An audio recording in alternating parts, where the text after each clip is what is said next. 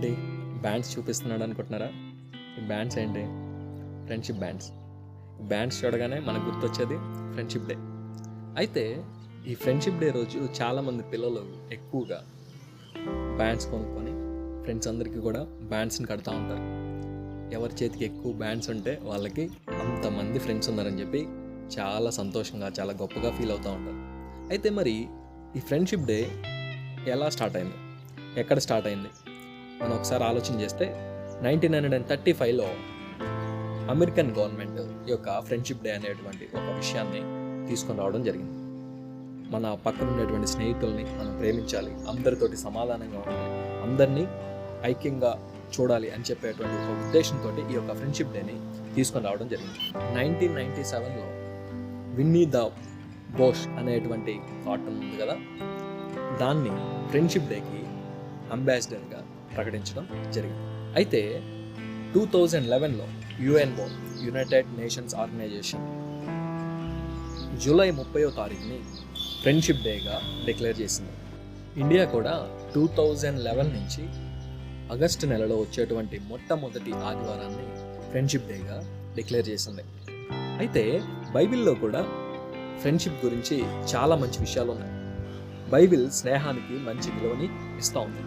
అయితే ఈ బైబిల్లో ఉన్నటువంటి ఫ్రెండ్స్ గురించి నేను ఒక విషయాన్ని మీకు చెప్పాలని ఆశపడుతూ ఉన్నాను. బైబిల్లో చాలామంది ఫ్రెండ్స్ ఉన్నారు, కానీ ఒక ఫ్రెండ్షిప్ గురించి నేను మీకు ఈ యొక్క సమయంలో చెప్పడానికి ఆశపడుతూ ఉన్నాను.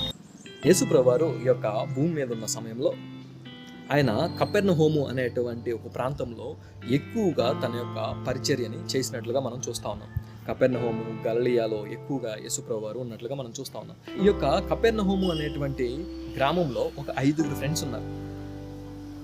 ఈ 5 ఫ్రెండ్స్ గురించి బైబిల్లో మత్తయి సువార్త, మార్కు సువార్త, లూకా సువార్త, ఈ 3 సువార్తల్లో కూడా మెన్షన్ చేయబడి ఉంది.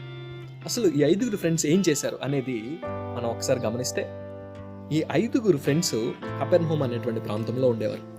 వీరు చాలా మంచి స్నేహితులు. చాలా సంవత్సరాలు వీరంతా కూడా కలిసి జీవించారు, కలిసి బ్రతికారు. అయితే కొన్ని సంవత్సరాల తర్వాత ఆ 5లో ఒక అతనికి పక్షవాతం వచ్చింది. పక్షవాతం అంటే మీ అందరికీ తెలుసు కదా, పెరాలసిస్. అతనికి విపరీతంగా ఆ పెరాలసిస్ ఎక్కువ అవటం వల్ల తను ఉన్న చోట నుంచి కదలలేనటువంటి పరిస్థితిలో ఉన్నాడు. తనతో పాటు రోజు తిరిగేటువంటి ఫ్రెండ్ ఈరోజు మంచంలో ఉన్నాడు. ఆ 4 ఫ్రెండ్స్కి చాలా బాధగా ఉంది ఆ యొక్క ఫ్రెండ్ని కూర్చి. అరే, మా ఫ్రెండ్ ఎప్పుడు మాతో పాటు ఉండేవాడు, ఇప్పుడు మాతో పాటు తిరగలేకపోతా ఉన్నాడు. మా ఫ్రెండ్తో పాటు మేము కలిసి ఆడుకునే వాళ్ళం, మా ఫ్రెండ్స్తో పాటు మేము కలిసి వేరు ఊర్లకు వెళ్ళే వాళ్ళం, మా ఫ్రెండ్స్తో పాటు కలిసి మేము చదువుకునే వాళ్ళం, కానీ ఈరోజు మా ఫ్రెండ్ మంచాన ఉన్నాడు అని చెప్పి వాళ్ళ ఫ్రెండ్ని చూసి చాలా బాధేసింది. ఆ టైంలో వాళ్ళకి చాలా దుఃఖకరంగా, చాలా బాధకరంగా ఉన్నటువంటి సమయంలో వాళ్ళందరికీ కూడా ఒక మంచి వార్త చెవిన పడింది. ఏంటి ఆ వార్త అంటే, ఆ యొక్క కపెర్నహూము అనేటువంటి ప్రాంతానికి మన ప్రభు అయినటువంటి యేసుక్రీస్తు వారు వస్తూ ఉన్నారు. ఆ రోజుల్లో యేసుక్రీస్తు ప్రభు వస్తూ ఉన్నాడంటే అనేక మంది ఆయనను చూడటానికి వచ్చేవాళ్ళు. యేసుక్రీస్తు ప్రభు వారిలో ఉన్నటువంటి గొప్పతనం ఏంటో తెలుసా? ఆయన ఎవరినైనా సరే ప్రేమించేటువంటి దేవుడు. ఆయన నిన్ను ప్రేమిస్తున్నాడు, నన్ను ప్రేమిస్తున్నాడు, మనందరినీ కూడా ఎంతగానో ప్రేమిస్తూ ఉన్నాడు. ఆ కపెర్నహూములో ఉన్నటువంటి ప్రతి ఒక్కరిని కూడా యేసుక్రీస్తు ప్రభు వారు ప్రేమించారు. అందుకనే కపెర్నహూములోనికి యేసు ప్రభు వారు రాగానే అనేక మంది యేసు ప్రభు వారి దగ్గరికి ప్రజల్ని తీసుకొచ్చేవాళ్ళు. అనేక మంది రోగుల్ని ఆయన స్వస్థపరిచారు, అనేక మంది బలహీనుల్ని ఆయన స్వస్థపరిచారు. అట్లాగే ఈ యొక్క 4 స్నేహితులు కూడా వాళ్ళ యొక్క 5వ స్నేహితుడి గురించి యేసు ప్రభు దగ్గరికి ఎలాగైనా మనం వెళ్ళాలి, యేసు ప్రభుకి మా స్నేహితుని గురించి ఎలాగైనా తెలియజేయాలి, మా స్నేహితుడు పడుతున్నటువంటి ఈ యొక్క బాధ మేము చూడలేకపోతా ఉన్నాం, ఎలాగైనా సరే మా స్నేహితుడిని మేము మంచిగా చేయాలి అని చెప్పి వాళ్ళ యొక్క స్నేహితుడిని తీసుకొని యేసు ప్రభు గారి దగ్గరికి వెళ్ళాలనుకున్నారు. అప్పటికే యేసు ప్రభు వారు ఆ యొక్క కపెర్నహూము అనేటువంటి గ్రామంలోకి వచ్చారు. ఆ కపెర్నహూములో ఒకళ్ళ ఇంట్లో యేసు ప్రభు ఉన్నాడు.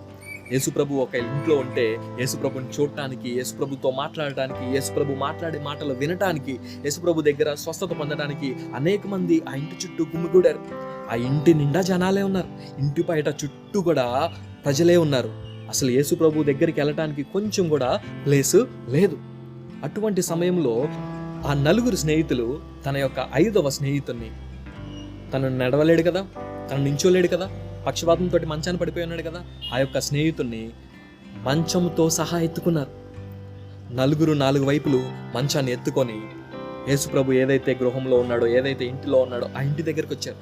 ఆ ఇంటి దగ్గరికి రాగానే వాళ్ళకి ఇంకా సమస్య ఎదురైంది. ఆ ఇంటి చుట్టూ ప్రజలే ఉన్నారు. ఆ ఇంటి చుట్టూ కూడా చాలా మంది యేసుప్రభుని చూడడానికి ఆశగా ఉన్నారు. చాలా మంది యేసుప్రభు చెప్పేటువంటి మాటలు వింటా ఉన్నాడు. వాళ్ళకి అక్కడికి వెళ్ళటానికి కొంచెం కూడా ఛాన్స్ లేదు. ఆ టైంలో వాళ్ళు అటు ఇటు చూశారు.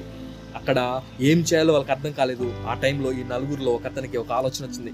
ఏంటి ఆలోచన అంటే, అరే మనం ఎలాగైనా సరే మన ఫ్రెండ్ని యేసుప్రభు దగ్గరికి తీసుకెళ్ళాలి. మనం ఎలాగైనా సరే మన ఫ్రెండ్ మళ్ళీ బాగవటం మనం చూడాలి. ఎలాగైనా సరే మన ఫ్రెండ్ అంతకు ముందులాగా మనతో పాటు తిరగాలి అని చెప్పి వాళ్ళందరూ కూడా అనుకొని ఆ ఫ్రెండ్ ఏం చెప్పాడంటే, మనము ఈ ఇంటి ఓనర్ ఎవరో కనుక్కుందాం. ఈ ఇంటి ఓనర్ గారి దగ్గరికి వెళ్ళి ఆ ఇంటి రూఫ్ ఉంది కదా, ఆ రూఫ్ని మేము విప్పుతామండి. ఆ విప్పి మా ఫ్రెండ్ని మంచంతో ఆ యొక్క యేసుప్రభు వారి ముందు దింపుతాం అని చెప్దాం అని చెప్పగానే ఆ మిగిలిన స్నేహితులందరూ కలిసి ఆ ఇంటి ఓనర్ దగ్గరికి వెళ్ళారు. సార్, ఇలా మా ఫ్రెండ్ బాధపడిపోయి ఉన్నాడు, మా ఫ్రెండ్కి పక్షవాతం ఉంది, మా ఫ్రెండ్ని ఎలాగైనా సరే మేము జీసస్ ముందుకు తీసుకెళ్లాలని ఆశపడతా ఉన్నాం, మీ ఇంటి పైన ఉన్నటువంటి రూఫ్ని మేము విప్పుతాం అని అడగగానే ఆ ఓనర్ ఆశ్చర్య రీతిగా ఒప్పేసుకున్నాడు. వాళ్ళు అడిగినది ఆ యొక్క ఓనర్కి చాలా మంచిగా అనిపించి వాళ్ళ ఫ్రెండ్షిప్ చూసి తను ముచ్చటపడి ఆ యొక్క ఇంటి రూఫ్ విప్పడానికి అతను ఓకే అన్నాడు. వెంటనే ఈ నలుగురు చకచకా పైకెక్కారు. వారందరూ కూడా ఆ ఇంటి యొక్క రూఫ్ని తీయటం మొదలుపెట్టారు.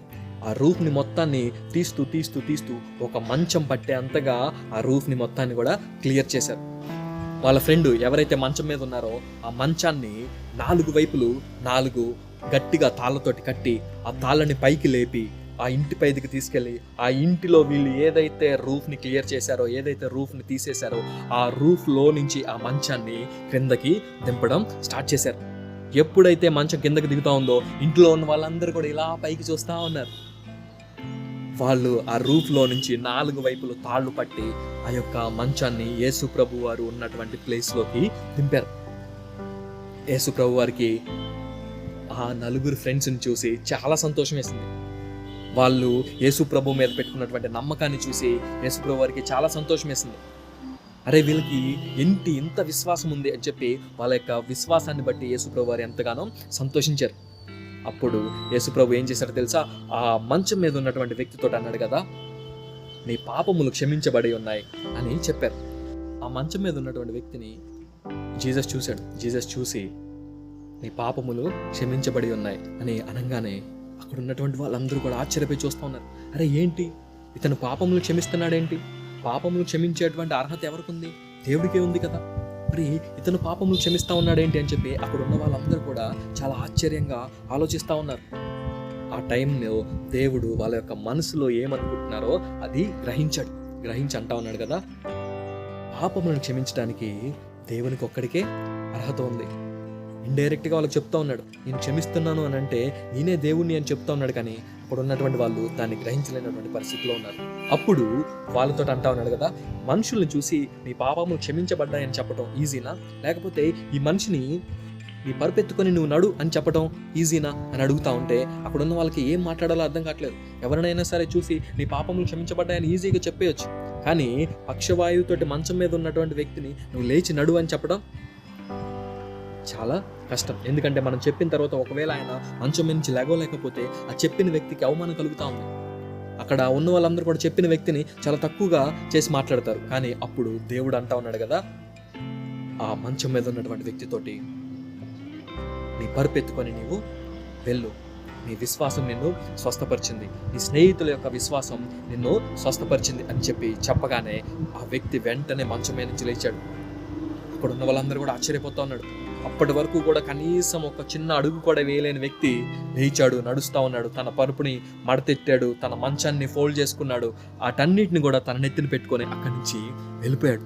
వాళ్ళ ఫ్రెండ్స్ చాలా సంతోషపడతా ఉన్నారు. అరే ఇక మన ఫ్రెండ్ మనతో పాటు తిరుగుతాడరా, అరే ఇక నుంచి మన ఫ్రెండ్ మనతో పాటు ఆడుకుంటాడరా అని చెప్పి అక్కడున్న వాళ్ళందరూ కూడా చాలా హ్యాపీగా ఫీల్ అవుతూ ఉన్నారు. పిల్లలు, మీకు తెలుసా, మనం మంచి స్నేహితుల్ని కలిగి ఉండాలి. ఎవరైతే చెడ్డ మాటలు మాట్లాడకుండా పక్కన వాళ్ళ థింగ్స్ రాబరీ చేయకుండా ఉంటారో వారిని, మంచిగా చదివే వారిని, మంచిగా ప్రవర్తన కలిగినటువంటి వారిని, మంచిగా మాట్లాడే వారిని స్నేహితులుగా కలిగి ఉండండి. బైబిల్లో దేవుడు చెప్తా ఉన్నాడు కదా, మన కొరకు ప్రాణమును పెట్టేటువంటి స్నేహితులు కంటే మనల్ని ప్రేమించే వాళ్ళు ఎవరు లేరు కదా. నీ కొరకు నా కొరకు ఎవరైనా ప్రాణం పెట్టారంటే వాళ్ళే మనకి నిజమైనటువంటి స్నేహితులు. అయితే బైబిల్ చెప్తా ఉంది, దేవుడు ఎవరైతే యేసుక్రీస్తు ప్రభువు ఉన్నాడో ఆయన నీ కోసం, నా కోసం, మనందరి కోసం ప్రాణం పెట్టాడు. అంత మాత్రమే కాదు, ఆయన మనలందరినీ కూడా స్నేహితులుగా పిలుస్తూ ఉన్నాడు. యేసయ్య నిన్ను నన్ను తన యొక్క స్నేహితులుగా చేసుకుంటా ఉన్నాడు. యోహాను సువార్త 15 వచనాల్లో యేసుక్రీస్తు వారు స్వయంగా చెప్పినటువంటి మాట ఏంటంటే, ఆయన మన మీద అధికారిగా ఉండటానికి రాలేదు, కానీ ఆయన నిన్ను నన్ను స్నేహితులుగా చేసుకోవడానికి వచ్చాడు. ఇన్ని రోజులు నీకు చాలా మంది స్నేహితులు ఉండొచ్చు, నువ్వు చాలా మందికి ఫ్రెండ్షిప్ బ్యాండ్స్ కట్టి ఉండొచ్చు, కానీ ఈ యొక్క ఫ్రెండ్షిప్ డే రోజు ఒక మంచి నిర్ణయం తీసుకుంటావా? యేసయ్యనే నీ యొక్క మొట్టమొదటి ఫ్రెండ్గా, యేసయ్యనే నీ యొక్క బెస్ట్ ఫ్రెండ్గా నీవు తీసుకున్నట్లయితే, నీ యొక్క హృదయంలో యేసయ్యని నీ యొక్క స్నేహితుడిగా నీవు సెలెక్ట్ చేసుకున్నట్లయితే, యేసయ్య నిన్ను దీవించడానికి ఎంతగానో ఇష్టపడతా ఉన్నాడు. యేసయ్య నిన్ను హెచ్చించడానికి ఎంతగానో ఇష్టపడతా ఉన్నాడు. యేసయ్య నీకు తోడుగా ఉంటాడు. నీ అవసరం వచ్చిన ప్రతిసారి కూడా యేసయ్య, ఆయన నీ స్నేహితుడు కాబట్టి ఆయన నీకు సహాయం ఖచ్చితంగా చేస్తాడు. మరి ఈ ఫ్రెండ్షిప్ డే రోజు యేసయ్యని మన బెస్ట్ ఫ్రెండ్గా చేసుకోవాలని చెప్పి ఒక మంచి నిర్ణయం తీసుకున్నాం కదా. ఆ విషయాన్ని యేసయ్యకి చెప్తామా? యేసయ్యకి ఎలా చెప్పాలి? ప్రార్థన ద్వారా చెప్పాలి. Very good. అందరం కళ్ళు మూసుకున్నట్లయితే ఒక చిన్న మాట యేసయ్యతో చెప్తామా పిల్లలు? ప్రార్థన. దేవా మా తండ్రి, నీకే వందనాలు, స్తోత్రాలు చెల్లిస్తూ ఉన్నాం. అయ్యా, మా యొక్క జీవితంలో అనేక మంది స్నేహితులు ఉన్నారు, కానీ అయ్యా నిజమైనటువంటి స్నేహితుడు విడవక ప్రేమించును అని చెప్పి నీ యొక్క వాక్యం సెలవిస్తూ ఉంది.